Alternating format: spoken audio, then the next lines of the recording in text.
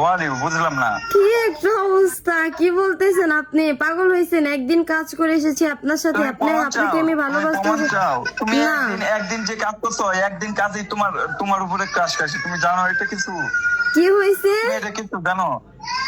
একদিন যে তোমার সাথে আমি কাজ করছি, সন্ধ্যার সময় যে কফি খাইছি তোমার সাথে যে ডান্স করছি, একদিনই তোমাকে আমি ভালোবাসছি। তুমি জানো এটা কিছু?